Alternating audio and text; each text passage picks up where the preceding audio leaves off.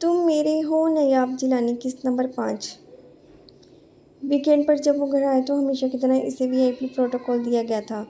दोनों पोर्शंस में गोया रौनक उतर आई थी। खाला, मोना, मीना और मोनसा नीचे आ गई थी। वैसे भी इनका किचन एक ही था, एक ही जगह खाना तैयार किया जाता था।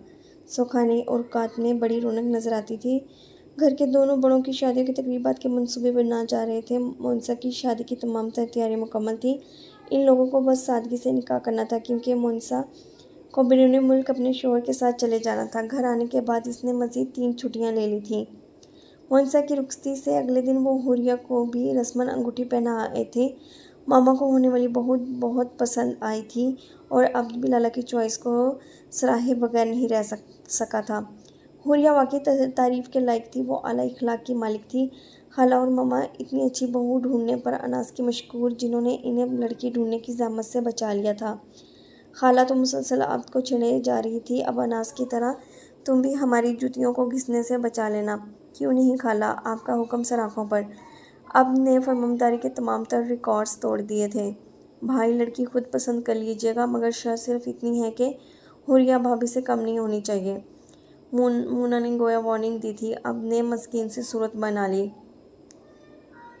अब मैं लाला जैसा डैशिंग तो नहीं कि कोई खूबसूरत लड़की मुझे घास डाले। जी नहीं, हमारे तो दोनों भाई बहुत खूबसूरत हैं, कोई एक दूसरे से कम नहीं। मीना इसके कंधों से झूलती लाड से बोली। ये सच था कि खाला की तीनों बेटियों को वो भाइयों जैसा मान देते थे और वो भी सगी बहनों से बढ़कर इनका ख्याल रखती थी। इन दोनों की मौजूदगी में खाला को कभी औलादे नरीना की कमी महसूस नहीं हुई थी। अनास की शादी की तारीख तय करने के बाद वो फ़ौरन अपनी ड्यूटी पर चला गया था। इन दिनों इन्हें खुसूसी तरबियत दी जा रही थी, लिहाजा ये दिन खासे मसरूफ़ थे। 7-8 घंटे मुसलसल फ़िज़ा में रहना होता था। फ्लाइंग के दौरान वो बेहद मसहूर हो जाता था। कुछ घंटों के लिए इसे दुनिया का हर रिश्ता और हर ख्वाब भूल जाता। एयरफोर्स ज्वाइन करना सिर्फ अब का ख्वाब नहीं था, बल्कि इसके अब्बू और लाला की ख्वाहिश भी थी।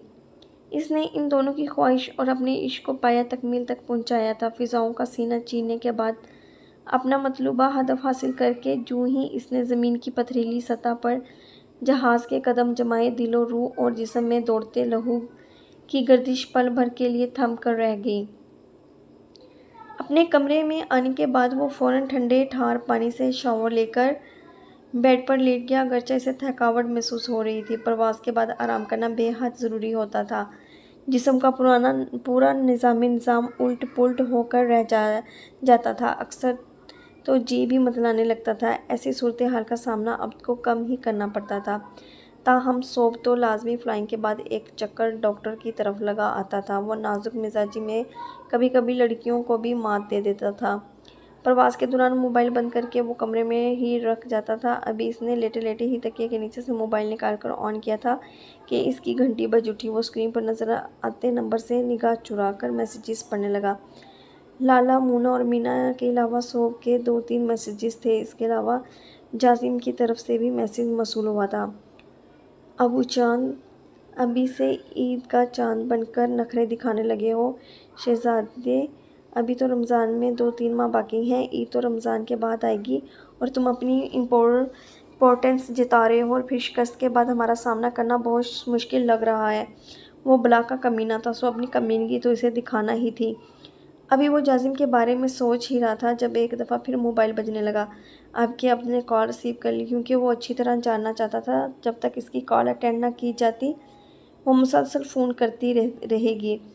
जहाज़ यूँ उड़ाते हो गोया फ़िज़ाओं को तस्खीर करके ही दम लोगे। इसके मोबाइल को कान से लगाने की देर थी, रिमशा फ़ौरन शुरू होगी। आसमान का सफ़र इसीलिए तो करते हैं। अगरचे वो इसकी आवाज़ सुनकर खासा बेमज़ा हुआ था, ताहम इसके तंज़ का जवाब तंज़ में देना ही भी ज़रूरी था। घर गए थे क्या? अब बड़े दोस्ताना अंदाज में पूछा जा रहा था। वो चुप ही रहा। मुर्सा की शादी हो गई, ये तो अच्छी खबर थी। रमशा इसकी खामोशी के जवाब में पीछे इसकी बकवास सुन रहा था। एकदम चौंका। कौन सी खबर? अब न जाने मोहतरमा को कौन सा इंकशाफ करना था। अनास की बात तय हो गई। इसका लहजा खासा कुटेला था। तुम्हें कैसे पता चला? अब्द बेहद हैरान हुआ। ये मत पूछा करो, मेरी नज़र सिर्फ तुम पर ही होती है। क्यों? सिर्फ मुझ पर क्यों? वो कदरे रूखेपन से बोला। क्योंकि जो बात तुम में है वो किसी और में नहीं। हाजिर जवाब तो वो भला की थी।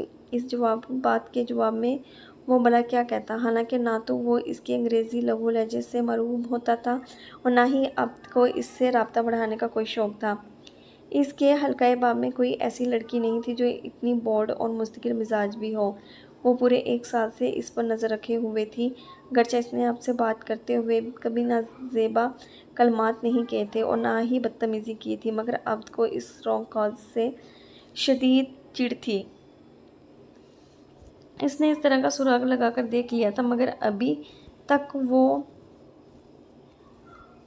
इस लड़की तक पहुंच नहीं पाया था। न जाने वो कौन थी और इससे क्या चाहती थी। ताहम इतना तो वो पूरा यकीन था कि लड़की ना तो इसके ख़ानदान से है और ना ही इसके इर्द गिर्द वालों में से। वो इसलिए कतन अनजान थी।